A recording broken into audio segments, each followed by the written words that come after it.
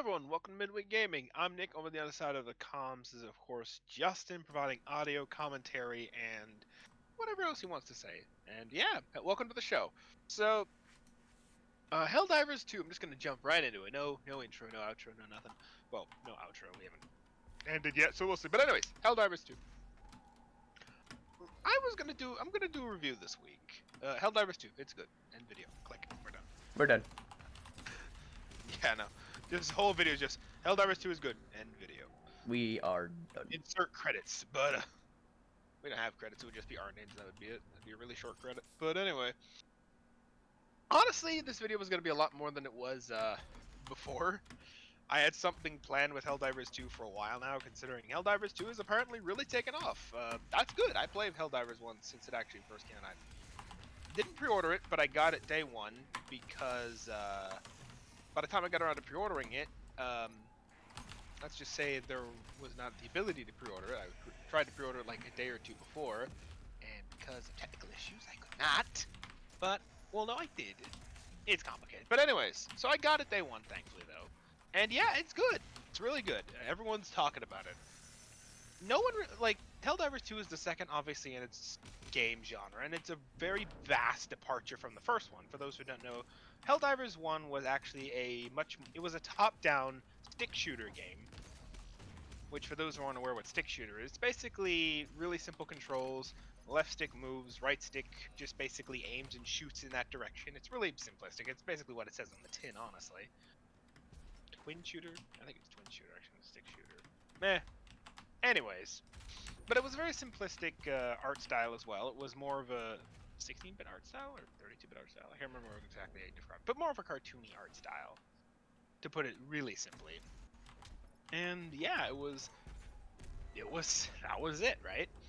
It was fun. It was addicting. I remember playing it. Didn't play it for too long though, but it was fun. And yeah, this is the second in line. It is a canonical sequel, actually. For those who don't know, it actually takes place canonically 100 years after the first game. And it's a massive departure in that it is, for starters, it's no longer a top-down game. It's actually a third-person game. And instead of like a cartoony,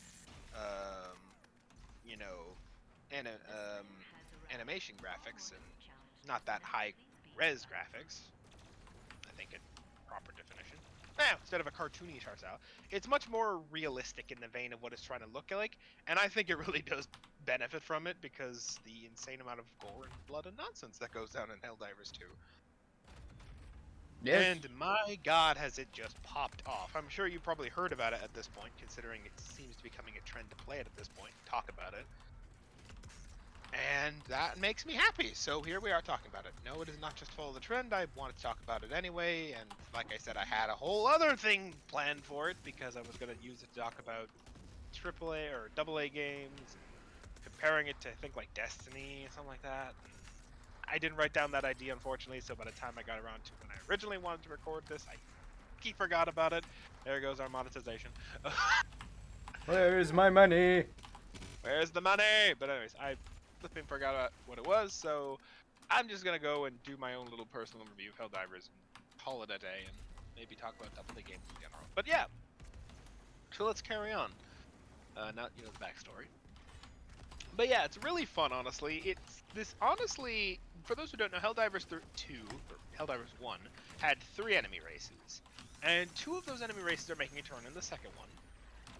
One of them is the Terminids, and for those who are the Warhammer fans, there might be a play on the name Tyranids there, possibly. They're also insectoids, so maybe not. I don't know. I legitimately don't know. Who knows?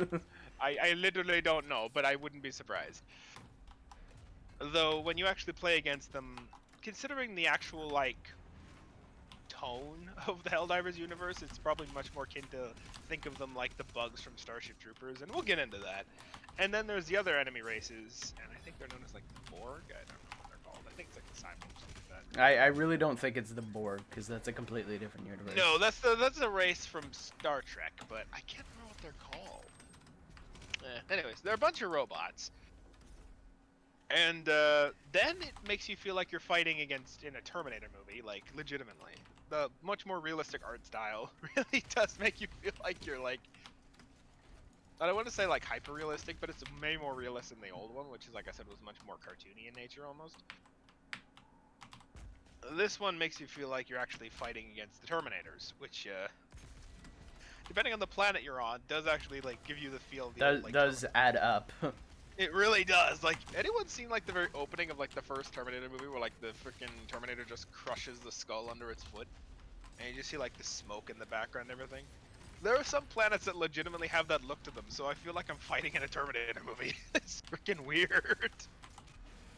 But yeah, so that's it. There was actually a third race originally in the original Helldivers, and I can't remember what they were called either. It's been, like I said, a long time since I played the first game.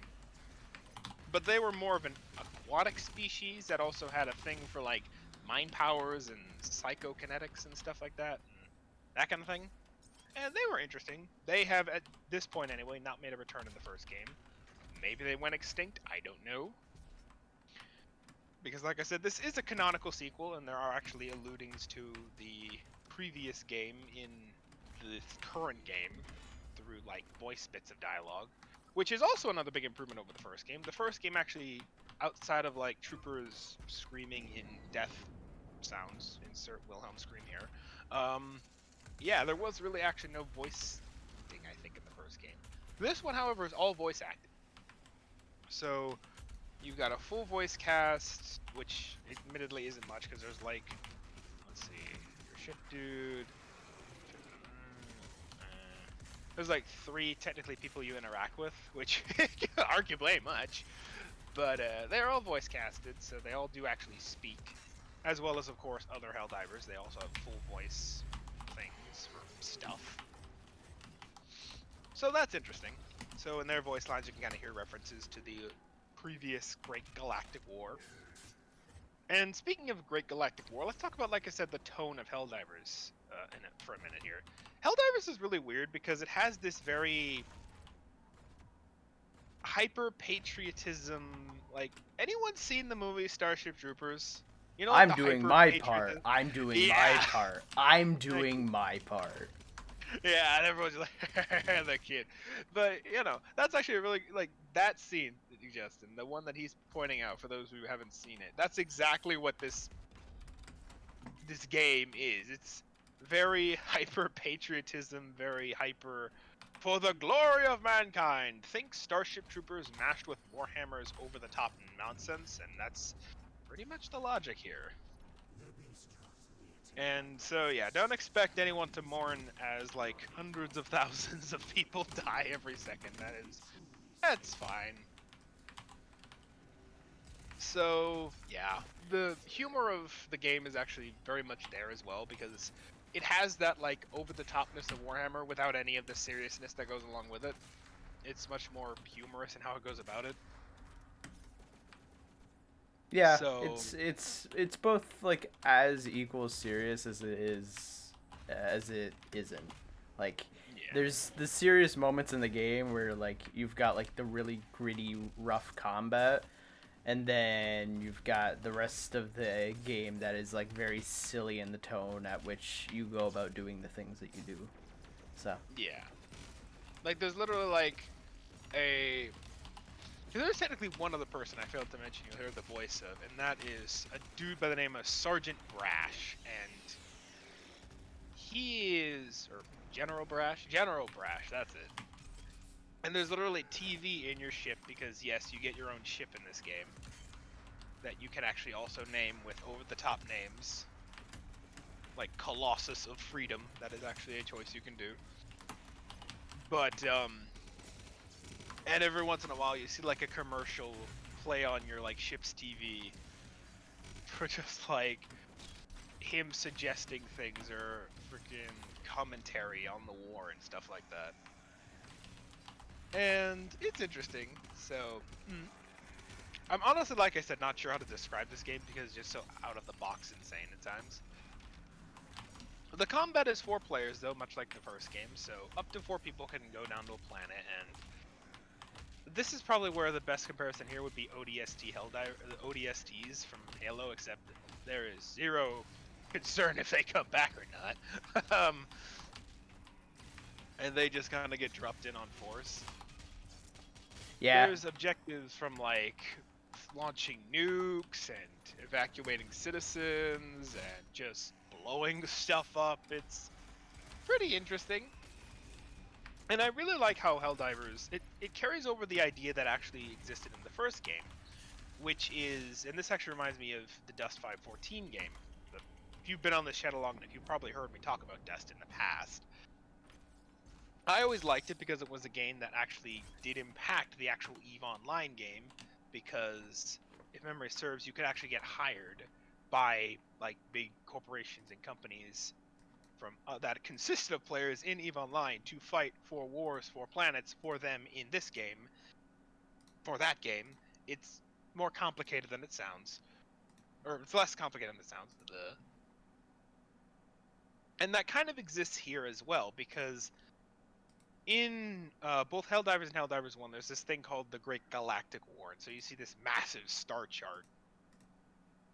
And you actually will fight for it in real time with other players. So it's not just this, singular thing, and every actual success or failure tributes to the overall count of a planet's liberation or defense if they're being attacked. But, semantics. And so this does actually, so every successful mission you do actually complete in this game actually does contribute to the overall war effort, I suppose you could say. So it's not just one of those games where it's like, you are helping, but you're not really accomplishing anything. It's like, yes, you are actually making the number go up, so you are doing something. And that was a thing that actually was from the first Helldivers game. So I'm really happy to see they carried that forward. This game does actually have cross-play as well already at launch, so unfortunately it is only on PC and PlayStation as far as I know at the moment. Well, at the moment anyway. And that's because, for those who don't know, Sony was actually involved in the creation of this one. It was produced by Arrowhead, which is one of Sony's subsidiary studios, so don't expect it to come to Xbox. I'm just gonna break the ice here. But it is on PC as well, so if you don't have a PlayStation, don't want to feel compelled to say Xbox, then you can at least still play it on PlayStation. If you don't have any consoles, just play it on PC. So you do have some options. Now, there is no cross-save at the moment, but that is on their plans to implement later on after launch, so it is a thing that will come at some point, they say. And you will need it, because you actually do start off pretty basic in Helldivers, and there is quite a bit of grinding in this game. There is a form of battle pass, but how they handle it's pretty unique, actually, and we'll get to it in a moment. But yeah, there is a bit of grinding, because as the player, you actually have kind of pretty limited options just by yourself. The real meat and potatoes of the game comes in when you have a thing called stratagems. Remember I said you get a massive ship all your own at the beginning of the game, or beginning of this review? Well, that's kind of where this comes in. Because you do this little fun tutorial at the very beginning of the game, very witty and over the top as usual. And it basically runs you through everything. And it basically says that you have this thing called stratagems. This is another idea they've carried over from the first game, which allows you to basically tell your ship in orbit to basically call things down to help you. You can command airstrikes, you can send bombing runs, you can literally just have them send down supplies, other weapons. There's a bunch of crazy shit you can get them to send down for you. And you do it basically in the form of what I can only describe as Konami codes. So you pull out your little call thing, and to actually get them, you'll assign certain stratagems at the beginning of the mission from a list of stratagems you will make available throughout the game. And you will unlock more as you progress, both in rank and with purchases from your resources that you'll bring back. And so you'll just kind of punch in, and it's not actually like A, S, D keys. It's literally like up, down, left, right, down, down, left, right, left, right. You're frantically punching this stuff in, and some of them can be very long. And in the chaos that is Helldivers 2, it is interesting to see some people try to punch in proper codes as literally swarms of things are converging on them. So, yeah. And then you'll just toss it and something will happen. Maybe a pod will come down with a new weapon. Maybe a strafing run will come down. Maybe you'll bombard the enemy with a gas grenade. Yes, that is a thing. And yes, it works on metal. I don't know how, don't ask why. Maybe it's hypercorrosive. I don't know. Who knows? Also, one thing you should know, and also carried over from Helldivers 1, is that friendly fire is always on. So, why is that important? Well, just be careful where you're throwing said strafing bomb, or said gas grenade, or said grenade, because, or just, where you're shooting in general. Because, yes, you can shoot, blow up, and otherwise impale your allies in your own, stuff. And that's almost the charm of the game. Because remember how I said that this is a game where they're just throwing Helldivers at a situation? Well, if you're going in by yourself, because you can play this game solo, it is difficult, and you will not be able to play the very hardest levels, unless you're, like, really, really good, but even then, you probably won't be able to. You have 5 other, let's call it respawns, which is, again, kind of where it makes me feel like the Dust 514 game, where back in Dust 514, because of the lore of the EVE Online universe, there were just clone bodies you could transfer your consciousness into. Whereas in the Helldivers universe, they just literally send the next guy in. It's like, oh, he's dead. Send in the next guy. Yep. So the rule of 4. yeah, the rule of 4 extras. And if you run out, and I find in solo actually, if you run out of dudes, if you wait long enough and don't die, they'll be like, ah yes, additional reinforcements have been authorized, and you get like 1 extra dude, 1 extra revive. So it's not impossible. And if you get like 4 guys in a squadron, I think you can get like a max of like 20 extra dudes that's shared among the group pool. So it's not like you have 5, you have 5, you have 5. It's you all have 20. Don't die more than 20 times, please. And so it is kind of funny to just like throw down random things and just be like, I wonder what this does, and blow up half your squadron and be like, ah, that's what that does. Ah, fancy thing. I see. Good news, guys. I took out the enemy outpost. Bad news is I may have killed my entire squad. Ah, well. Hey, guys, I found the enemy team. Honestly, insert the lazy proof thing. Hey, guys, I found the enemy team. But, so yeah, that's a thing. And, of course, like the original game, you have your little extraction final stand thing where you'll call an extraction, just get swarmed by enemies. That can be really interesting and hectic when you're just pelted with a bunch of things. But yeah, honestly, overall though, I didn't expect this game to be such a runaway success that it is. For those who don't know, there are technical issues at the moment with the game, not to do with like anything specific, but the fact that there's just not enough servers for the players. Yeah. And don't get me wrong, it's not unplayable. Like I said, you can play it by yourself if you want to. But if you're trying to like call in other people, and that's where the real fun of this game comes in, when you have other people with you, the real chaos can come from that.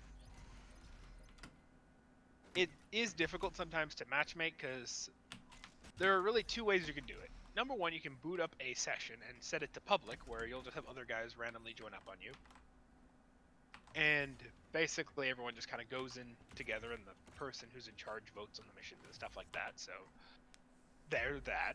You can make your own private group, I think. I haven't tried it yet, but I'm just thinking. And of course, there's the other method, which is you can play quick play, and you can just find someone else that is either in a mission or kind of just waiting and join up on them.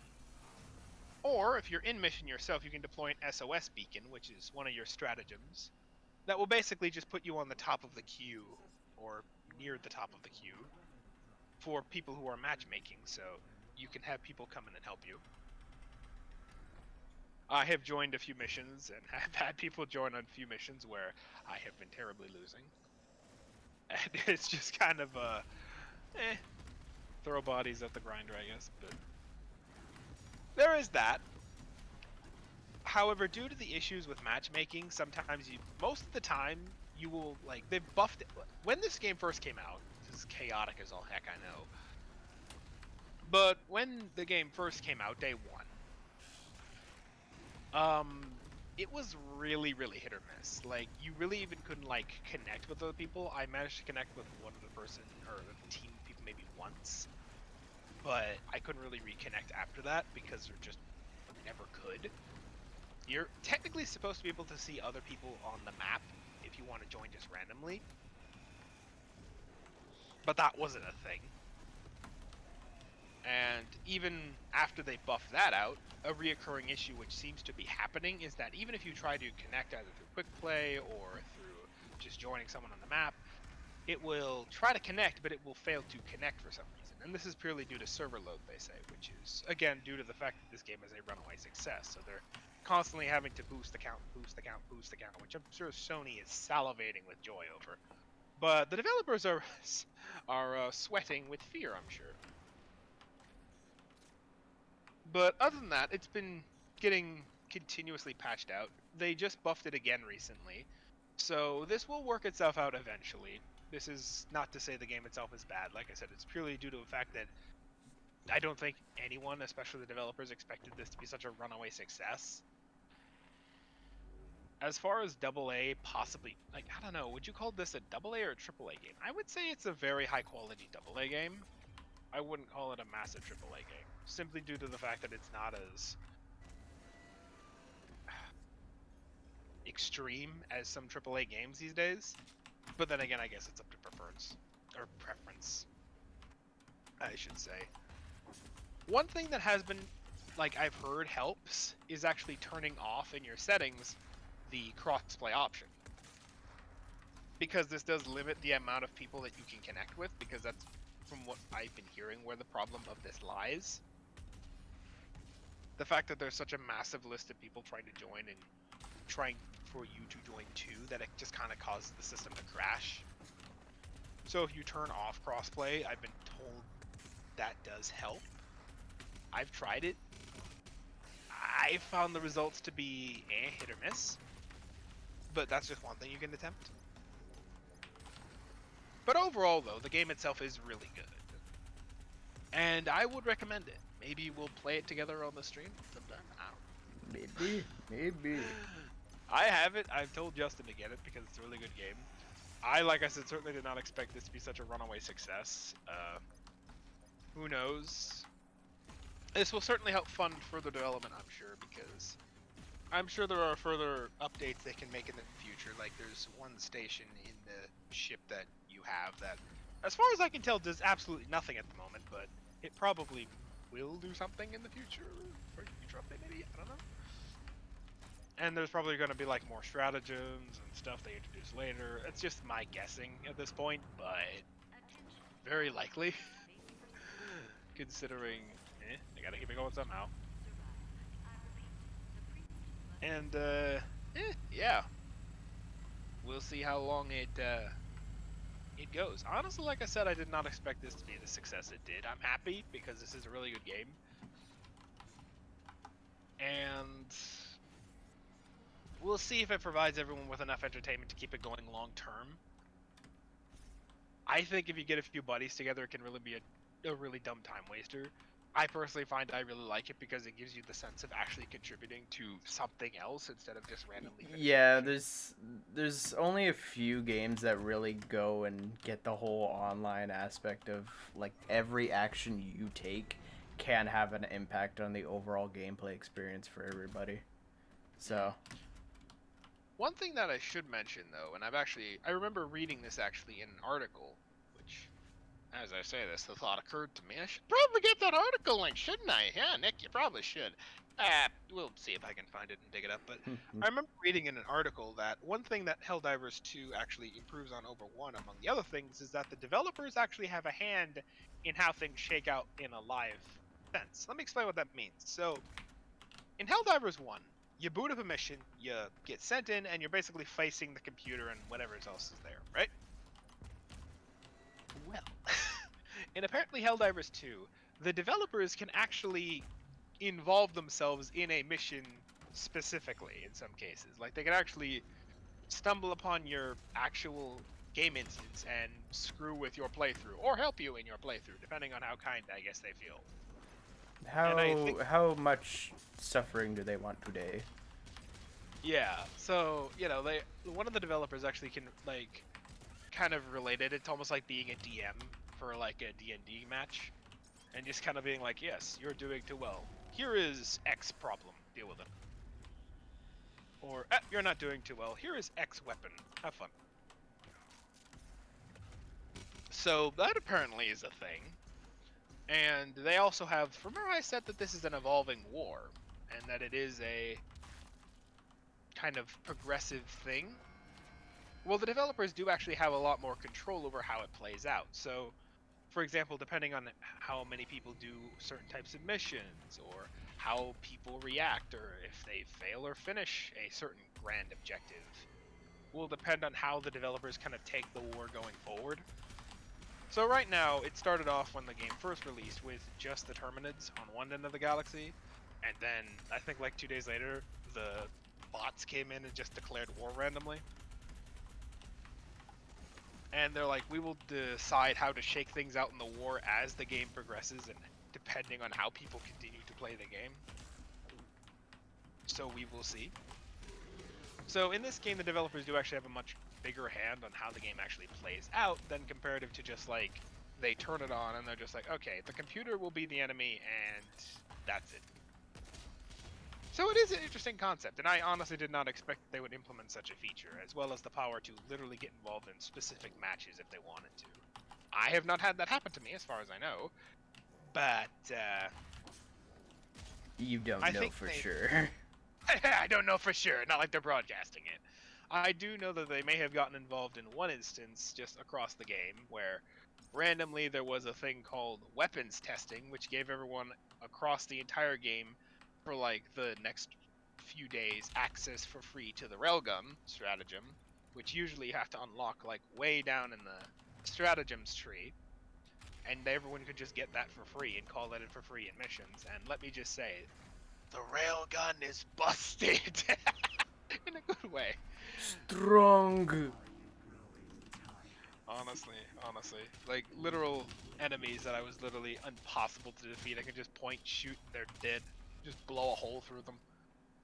Because this game does have lots of gore, both for you and the enemy. So you literally have moments where you're just shooting off the legs or the head of an enemy, and it's just like, why are you not dying? Just throwing 1,000 rounds downrange, and they're still moving. So it is really fun to play. It's absolutely insane, like I said, and of course, I think you can turn off the gore. I think I remember seeing that setting, but don't quote me on that one. But if you like chaos and you like just team shooters and just random ness, play this game. For those who are wondering, there is no PvP. Unless you count accidentally blowing up your team as PvP, but I mean, technically there can be PvP. It's just a very quick end to your game. That would be very counterproductive. But you could. You can. I just Speaking of the don't battle recommend pass, it. Speaking of the game, the battle pass that I said we'd get on to. There is a battle pass in this game, and it is weird because it feels more unique than most battle passes I've played before. Because here's the thing, right? There's technically 2 battle passes, right? Not just one. And you might think, uh-oh, here we go. Well, hear me out here. The first one everyone gets for free. And it actually has way more shit than the premium battle pass, weirdly enough, which I didn't expect, including premium currency. That's nice. And you can get extra armors, and you can get, different weapons and stuff like that. And all of that's in the free battle pass. And how you actually progress it is, in missions, you will get what is called battle medals, or valor medals, or whatever. Medals, effectively.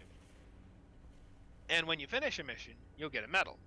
Finish a higher level mission, you get more medals per mission. Finish an entire operation, which is multiple missions in a certain sector, and you get medals per mission, for a cumulative total. And you use these medals to buy stuff in the battle pass. There is also a premium currency that you get, which you can use in the other battle pass to unlock it, as well as, I think, to buy stuff in the battle pass. Is this a pay-to-play feature? I would say no. And I think this is unique due to the fact that usually when we have battle passes, like, you've probably seen the traditional battle pass at this point if you've been playing games of the nature long enough.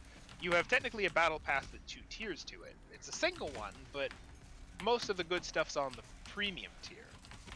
In this case, they've literally yanked those 2 battle passes apart and made 2 different ones, and put all the goodies technically in the first tier, including premium currency, which you can use to buy stuff in the other battle pass.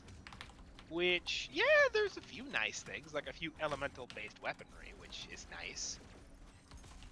And it's not just you're buying armor, you can also buy weapons, which, don't get me wrong, you permanently unlock weapons once you unlock them. I unlocked a shotgun through the basic battle pass, and I've just been running that ever since. I've been role-playing the scout, but, eh. I have shotgun. Do not worry. I have you covered. But it is interesting. Another thing that I find interesting is that you can actually find premium currency in missions. Now, if you don't walk around the map long enough, and I've heard that the longer you stay in a mission, the more insane things will get, so I can certainly see why people don't. But if you're wandering around the mission, and I actually discovered this while just randomly walking around in a mission, because for those who don't know, when you drop down into a mission, you have a main objective, or in some cases 2 main objectives, or more, I guess, higher difficulties, but generally 1. And then you have secondary objectives, which you can complete or you don't need to. For those who don't know, actually completing the secondary objectives will actually help you in that mission itself. For example, there's one secondary objective where it's like, set up a radio tower, and you'll actually get all the information on the map revealed to you, like all the locations of like secret goodies and Easter eggs and stuff like that. And then there is another one that I know of, which is like, set up an artillery gun. And you can actually load it up with certain artillery shells and call them in that mission. So they are useful to actually do if you have the time and you're not, too pressed for enemies. If you play the game, you'll know exactly what I mean. But the things, those goodies I was talking about? Well, those are the things you can randomly find in the world. Sometimes you'll stumble upon caches with like ammo and weapons, and you'll stumble crates buried in the ground, and if you blow the fronts off those... The normal type of things of supplies that you would find in games like this.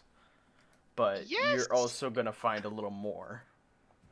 Yes, depending on where you go, and there are actually some areas you can actually only open up with multiple people.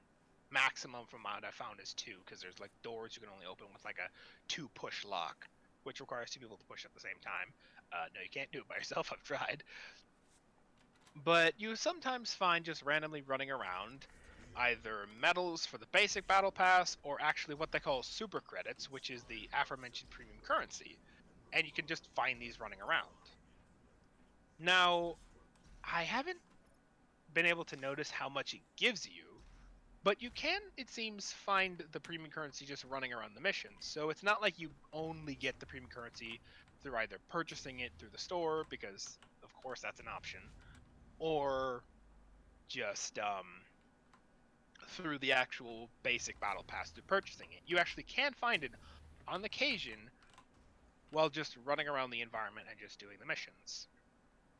So that is interesting. How much that will offset the actual purchasing, we will have to see. But it is interesting.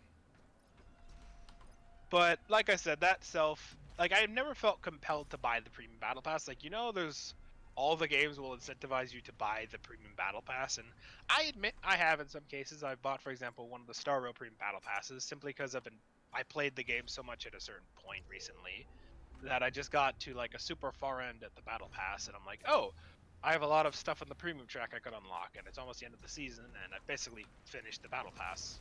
What the hell? I'll just pay $6 or $7 and just get the other stuff, because I did all that work anyway for other other miscellaneous things. I was doing a lot of grinding, which is why I unlocked it. But in this case, I actually have never felt compelled to buy the second one because, like I said, the first one is where all the goodies are. Will that change as the battle passes go on? Maybe. But from what it seems like, I don't quote me here, but I don't feel like it will. Because, like, the basic battle pass has, like, 9 tiers to it. and it's literally just you invest a certain amount of metals in one tier, you get to the next tier, can unlock that, yada yada yada. Advanced Battle Pass, though, the paid one, is only 3 tiers. And it's not like they're giving you more stuff in those 3 tiers. It's the same amount of stuff, just different types of it. So, Is it worth it? Is it not? I don't know. Like I said, it's weird that you can find the premium currency just running around the world as well as in the basic battle pass, so it's not like it's a totally inaccessible currency that you must buy, but I just feel like I should emphasize that purely because there are people that are really irked by how in-game economies are treated, because it's a really fine line. I can certainly see why. Some games abuse it to all hell and back, but hey, at least it's out loot boxes, but that's a very low line at this point, so I don't know. But yeah, I just thought I'd bring that up for the sake of full discretion, because that isn't something that is immediately present in the game, or immediately apparent. So, just if you're wondering. So yeah, if you do play the game, keep your eyes out. You might run into either random medals for your basic battle pass, or actually premium currency. Although one thing I should probably mention is that, remember I said you have to extract in this game, and you do like a last stand? Yeah, you don't actually get anything if you don't manage to get out, so I hope to God your teammates either pull your send in reinforcements so you can get on that ship, and don't just leave you to die on the planet, because there is another currency in the game which is purely for upgrading your ship, which you find in the game, called resources, and as far as well, maybe not the metals and the premium currency, but as far as the resources are concerned, if you don't evacuate, you don't get those. And I don't remember, but I think the metals as well, so just hope your team actually pulls you out, because otherwise, yeah. Oh well.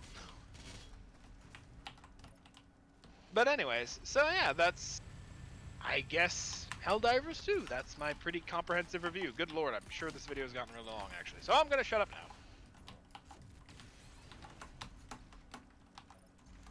There's, of course, the Super Citizen version, but buy that if you want. Only if you want. So, yeah, there you go. Any thoughts on that, Justin? Nah. No. We're Nah. good. We're good. Nah, we're good. Hopefully This people video's probably are enjoying Helldivers though. So other than that, hopefully you enjoyed this video. Our little our comprehensive jumping deep dive into it and everything. My experience, really good. Would recommend. 10 out of 10.